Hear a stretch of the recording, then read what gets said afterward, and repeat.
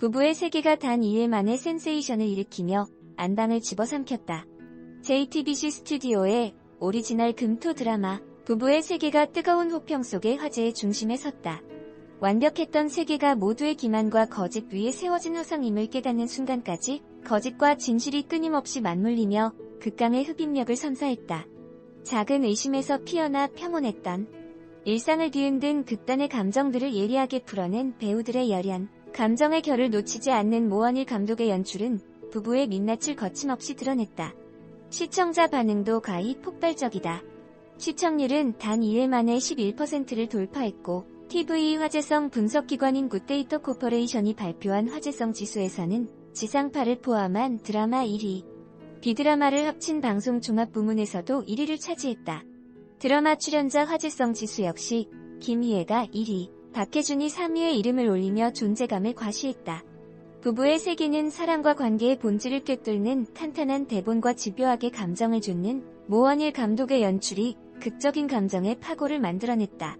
끝을 모르고 질주하는 전개 속에서 배신과 사랑, 신뢰와 기만으로 서로를 겨누는 지선우와 이태호의 감정선과 치밀한 심리 묘사도 완벽했다. 그 중심에는 김희애의 열연이 있었다. 완벽한 행복을 누리다 지옥 같은 배신을 맛보게 된 지선우의 감정들을 생생한 에너지와 치열한 묘사로 납득시켰다. 차갑게 불행을 직시하다가도 절절한 절망에 사로잡힌 지선우의 혼란조차 김희애는 현실적으로 이입시켰다. 밑바닥에서 더 밑바닥으로 깊은 감정을 파고드는 연기로 왜 김희애여야만 했는지 진명은 끝났다. 방송 이후 원작 닥터 포스터가 방영된 BBC에서도 찬사를 보냈다. 사소한 균열이 일으킨 파국의 서막.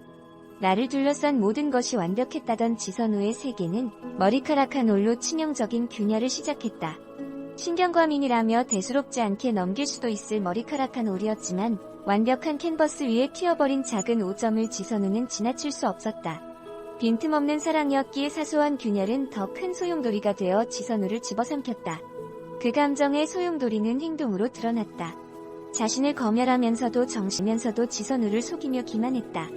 심지어 제 발로 병원을 찾아온 여다경의 임신을 눈앞에서 확인해야 했다. 하지만 쉽사리 관계를 깰 결심을 하지 못한 지선우는 참을 수 없는 절망과 참담함에도 그 자리에서 흔들림 없이 서 있어야 했다. 단단하리라 확신했던 행복은 속절없이 무너져 내렸다. 흩어진 모래성은 늪이 되어 지선우의 발을 옥죄어왔다. 눈덩이처럼 몸집을 키우는 배신에 집어삼켜진 지선우의 무력감이 절망의 깊이를 더했다. 행복의 파편들을 맨발로 밟고 선 지선우 복수의 칼날 빼들었다. 사랑이라는 약한 고리로 맺은 부부의 인연이지만 배신을 당했다고 쉽게 관계의 고리를 끊어내기는 어려웠다. 부부라는 관계가 주는 안정감이든 아빠를 유독 따르는 아들 이준영 때문이든 고민하던 지선우는 마지막까지 감정을 억누르며 이태호에게 기회의 손을 내밀었다.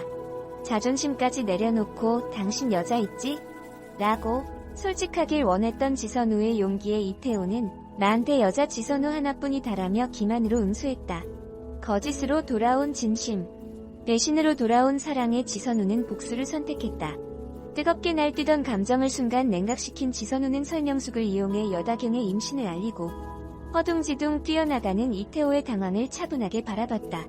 어떤 선택도 못하며 조각난 행복의 파편 위에서 맨발로 피를 철철 흘리던 지선우가 날카로운 파편을 꺼내들고 이태호를 겨냥하기 시작했다. 절망과 좌절, 불안과 의심을 가라앉히고 냉철하고 뜨겁게 불행의 태풍 안으로 뛰어든 지선우의 선택에 귀추가 주목된다. 길 만든 신들조차도 불륜이라는 일탈적 행위가 공공의 담론으로 포섭되어 왔다. 그런데 현실은 과연 그럴까? 2018년 영국 BBC가 주요 국가 관용지수를 조사한 결과 27개국 중 한국은 26위를 차지했다. 27개국 전체 평균 46%에 한창 못 미치는 점수다. 당신은 사회적 배경, 문화, 사고방식 등이 다른 사람을 얼마나 관용할 수 있다고 생각하나? 라는 질문에 가장 낮은 관용지수를 보인 한국 사람들은 왜 불륜에는 높은 관용을 보일까? 불륜은 분열되어 작용된다. 사랑의 여신인 아프로디테 또한 남편 헤파이스토스를 속이고 불륜을 저질렀다. 아프로디테는 애인에게서 마음의 위로를 받았지만 남편 헤파이스토스가 다른 신들을 불러 모아 연인에게 복수를 하고 만다. 이렇듯 신들조차도 뛰어넘을 수 없는 것이 불륜인데 지상의 인간이야 어떻겠는가?